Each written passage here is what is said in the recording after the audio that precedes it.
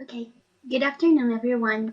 We'll be representing UMass Lowell, and our proposed solution is turning existing traffic cameras into smart sensors using artificial intelligence and edge computing. Our team consists of interdisciplinary members. Myself, Jennifer, and Shania are from the civil engineering department, while Zubin, Shilei, and Chinzi are from the computer science department.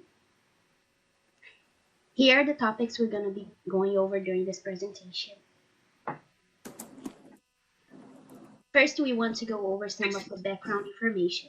MassDOT has around 370 cameras all over the states. While these videos are streamed to the Highway Operations Center, the HOC, for Travel Information System, TIS, the process can be time-consuming since these videos need to be manually reviewed for incident detection and other traffic monitoring purposes.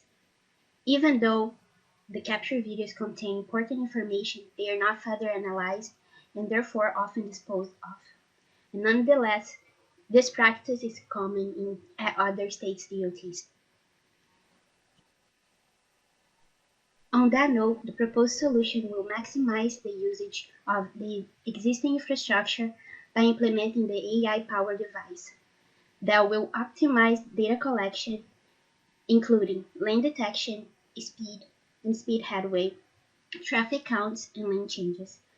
The information detected by the AI device will send the data collected back to the State Highway Operations Center, in our case mass.hoc, which then will send the information to the data server to further analyze the data, detect incidents in real time, archive meaningful data, and communicate back and forth with the HOC through the data server.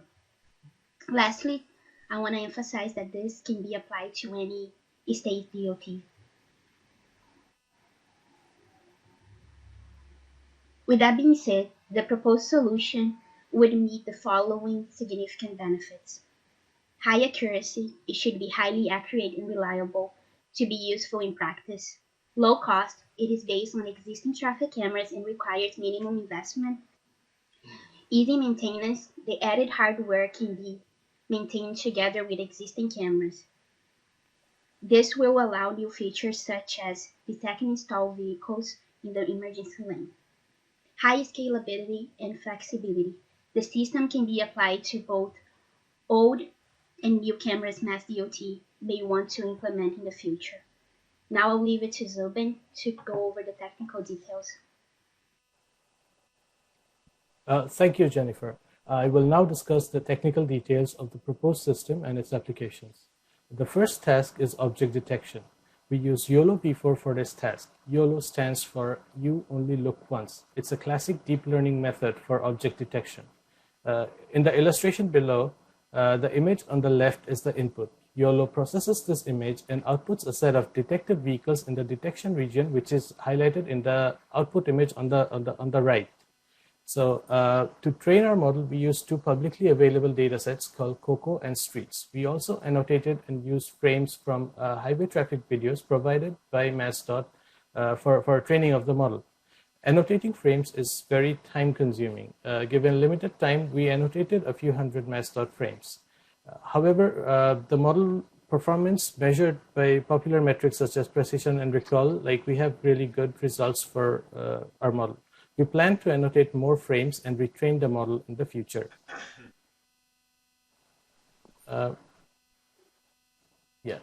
After detection of vehicle, we employed a technique called simple online and real-time tracking, or SORT, to track the vehicles. Since video is a sequence of images, we process it frame by frame. As seen in the first frame on the left, we have a vehicle detected by YOLO. In the next frame on the right, the vehicle has moved to a new location. The SORT algorithm keeps track of location of each vehicle and generates their trajectories. Based on the trajectories, we have developed several useful applications, which we will be which will be shown in the next slide. We successfully tested the YOLO and SORT algorithm on traffic provided by MassDOT. However, we cannot show those videos due to an agreement with MassDOT. So we use a publicly available free videos for demo of our applications. The first video shows lane-wise vehicle detection. Vehicle in different lanes have different colors. Vehicle types are also generated, although they are not displayed in this video. Next is lane-wise time headway. We show the result for one lane in this visualization, but data for all lanes are recorded. Next is lane speed estimation. The speed of every vehicle is detected and recorded in the detection zone. So next we have lane changes, which is pretty straightforward since we have the trajectory of each vehicle. Speed and lane changes can be used to detect aggressive driving behaviors. The above applications can be handled by a small but powerful edge computing device called NVIDIA Jetson Nano, and there is no need to stream bulky videos back to HOC. The image on the top left compares the size of the Nano device with a standard credit card. I will now hand over to Shania to talk about Conops. Thank you, Zubin. This slide shows the high-level physical architecture, which illustrates how physical objects within the system interact with each other to achieve the desired outcome. Here you have the ITS equipment, which are the traffic cameras and the Jetson device in the roadway, processing images and collecting data which will be sent to the HOC, where a traffic operator can decide what to do with the data. Next, we have the cost estimate for upgrading one camera using the proposed solution for a 10-year time frame. As you can see, the proposed solution does not require any new hardware or software at the HOC. Additionally, since we are proposing to install this during scheduled maintenance trips of existing cameras, the deployment cost would decrease and the cost will solely be based on the type of Jetson device and its operation and maintenance cost. The following table is a suggested timeline for upgrading existing MassDOT cameras with the proposed solution. The first month will be used to engage stakeholders, and 6 months after that will be allocated for trial operations and evaluation to cover different operating conditions such as snow and extreme temperatures. If both the hardware and the software systems work correctly during the trial operations, 9 months will be allocated for MassDOT, HOC, and IT divisions to modify the existing traffic monitoring platform to take advantage of the new data. After that, deployment and employee training will follow. As for the impacts of the proposed solutions, some of you may know that the congestion costs the U.S. $166 billion a year. It is estimated that traffic incidents cause over 50% of freeway congestion. The proposed solution can help with this problem by significantly expanding DOT's data collection capability, decreasing incident detection and response time, and reducing the risk for secondary crashes. The proposed solution will also lead to tremendous operational, safety, mobility, environmental, and economic benefits. To conclude our presentation, these are the following takeaways from our proposed solution. Highway traffic videos contain valuable information but are often underutilized. They are manually reviewed for incident verification and traffic monitoring. This practice is common with most state DOTs, and AI and edge computing can provide a cost-effective solution for DOTs to modernize and better utilize existing ITS equipment. Aside from the many benefits I've shown before, the proposed solution is expected to generate valuable data, has low deployment, operating, and maintenance costs, and offers no privacy concerns. The proposed solution can also provide critical traffic information under emergencies such as severe weather, when other data sources such as crowdsourcing may become unreliable due to low sample size. Lastly, we found that interdisciplinary teamwork is crucial for ITS and workforce development. We learned a lot from each other from this experience. Thank you for your time. We will now open it up for any questions or comments you may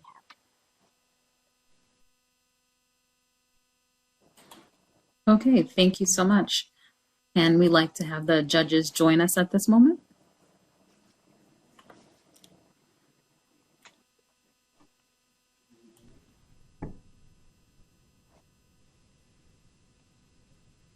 So I'll ask a first question. So what makes this system different than other commercially available video detection systems that are out there that can do the same thing? Or is this meant to be a retro or kind of an aftermarket fix for cameras that MassDOT has right now? So for usually MassDOT buys the cameras. For this, we use the existing cameras and we install the computer edge device on the wherever they want it to. It can be on the pole for the cameras, where the cameras are located. Yeah, so my next question is, where is the equipment installed? Is it installed in the camera cabinet itself, or is it back at the traffic operations center? It's installed at every camera, so it can also be where the DMS is at, where it can be installed anywhere they want, as long as they have the full view of the roadway. And it's also not only for one lanes, but it can also capture two lanes, as long as you have the view of the roadways.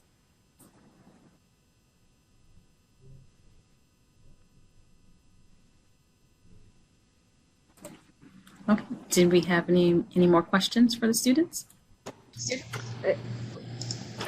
I was glad to see your Conops, and I wondered how this project relates to the Massachusetts DOT's ITS regional ITS architecture.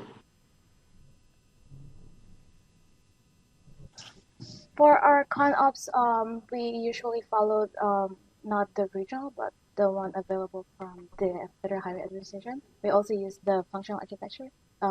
We reference those during our ConOps. So you created an architecture, but it's not necessarily part of MassDOT's architecture? No. Okay, so it's not been part of the MassDOT's planning process. No. Okay, thank you. It sounds like you've tested it with MassDOT. What is their level of interest in this? So when we were planning it, they willingly provided us master videos, but we cannot share because we signed a confidential agreement about that. But then after we showed the results, they were very positive about their feedback, and they would like to see where this is going based on what we have shown them so far. Thank you. Great presentation again. A quick question is, have you tested the accuracy of your application during fog or heavy rain? Because that's one of the issues with video cameras, right? Or with occlusion, for example. I mean, the videos. Sorry.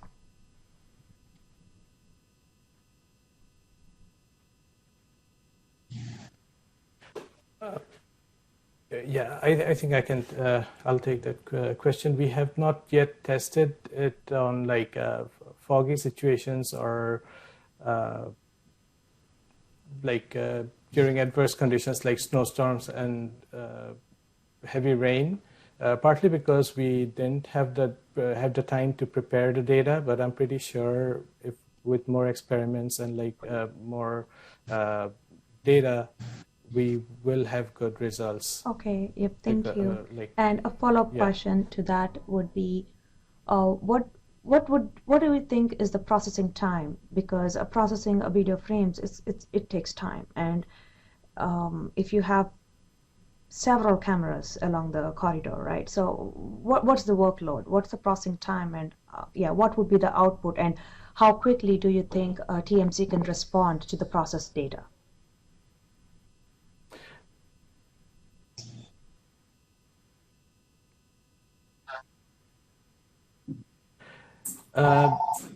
Yeah, that's a very interesting question. The nano device which we proposed using for this application does all the computation on site. So for every camera, the computation will be done at the site of the camera, and only the JSON file, which is a very lightweight text formatted file, will be transferred.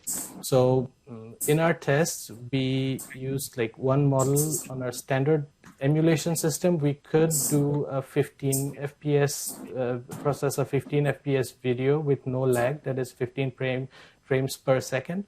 But in the real world, due to high temperature or adverse conditions, we assumed that the device would throttle. So we could achieve 7.57 frames per second processing with this with this model. So thank you. Yeah, that's and as an extension to what you are proposing, what you could do is you could also detect wrong way vehicles, right? On the freeways, that could be one of the applications.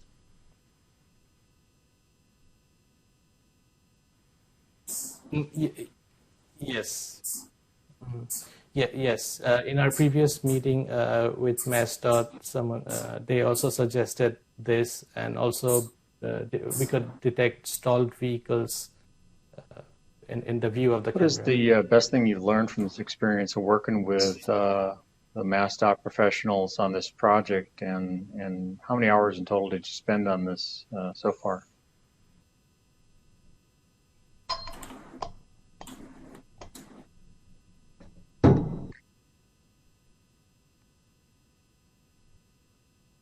Uh, yeah, the most important thing, which I personally learned, was that real data is completely different from synthetic or the data sets which are publicly available. It's a completely different thing. Yeah, we had to make changes, tweak so many things. Yeah, that was the biggest lesson. Like, be prepared for like real data. Like, one of the issues which we had was like people were driving with a boat in their trailer, and our model would detect a boat. Like, this was initially when we just started out. Yeah, so yeah, that took a lot of time. And as far as time, I am not sure how many hours we spent. We did spend quite a lot of like all-nighters to come up with solutions. Shania or Jennifer, any thoughts on work with MassDOT?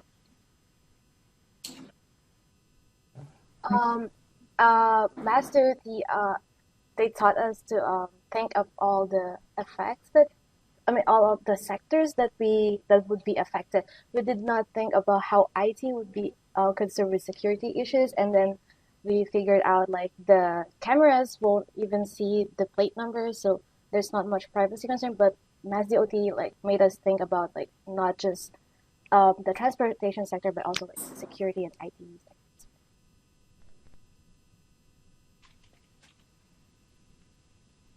You said also they brought out a question about panning, tilt, and turning of the cameras that we didn't consider at first. So after we took into consideration that these cameras are not stationary, they could move too. So that was something that was brought up during our presentation to them. And so I think it's great because they bring a lot of insights into the group, and then we also give back solutions. So it was a great interaction overall. And one quick question from me.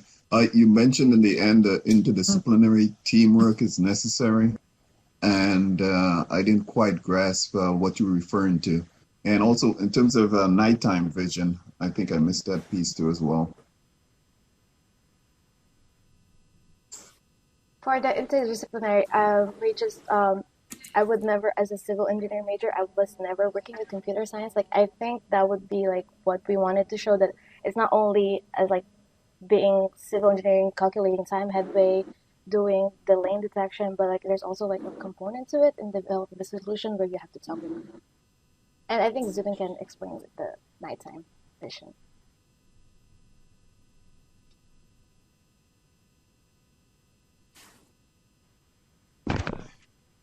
Yeah, so we haven't yet trained or tested our model with with nighttime videos, but we are confident that with by preparing enough training data, we could test and make it work.